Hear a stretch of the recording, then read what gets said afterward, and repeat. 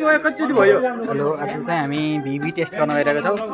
यसलाई चाहिँ यो एपराटसलाई चाहिँ भिभी टेस्ट मेसिन भन्छ। यो चाहिँ स्लम भन्छ यसलाई। अनि स्लममा चाहिँ अब कन्क्रिट हालेर यहाँ कम्प्याक्सन गरिन्छ। 3 लेयरमा कम्प्याक्सन हुन्छ। 3 लेयरमा कम्प्याक्सन गरेर अनि सबर गर्न भाइ हामीले यहाँ चाहिँ टेस्ट गरिन्छ कतिमा चाहिँ कम्प्याक्सन हुन्छ भनेर भाइब्रेसनको हिसाबले टेस्ट गरिन्छ। अब एकछिनमा चाहिँ हामीले तपाईँलाई भाइब्रेसन गरेर नि देखाउने छौँ है त। एपराटसलाई निकालेपछि हामीले यहाँ चाहिँ यसलाई फिनिसिङ गरिन्छ, माथिमा फिनिसिङ गरिन्छ। कम्प्याक्सन गर्न सकेपछि कम्प्याक्सन गर्ने नै भने चाहिँ हटाइदिने, त्यसको माथिको मेटेरियललाई चाहिँ हटाइदिँदा हुन्छ। हटाइदेऊ कि स्लम्पलाई हटाइसकेपछि रडबाट मेजरिङ रडबाट चाहिँ मेजर गरिन्छ हाइट, स्लम हाइट।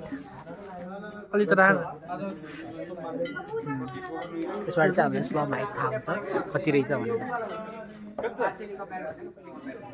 चाहिँ अब यसपछि स्लमको यो बार हटाइसकेपछि चाहिँ स्लमको हाइट चेक गरिन्छ। स्लम यस्तो छ। स्लम चाहिँ यो भयो। स्लमको हाइट चाहिँ भयो। अब यहाँ चाहिँ भाइब्रेसन सुरु भयो। भाइब्रेसन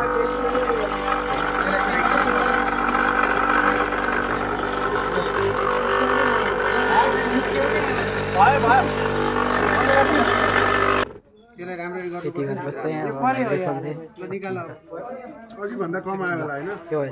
सक्यो। भाइब्रेसन चाहिँ सेकेन्ड टाइमिङमा छ हुन्छ। सक्यो हाम्रो भाइब्रेसन टेस्ट भिभी टेस्ट चाहिँ सक्यो।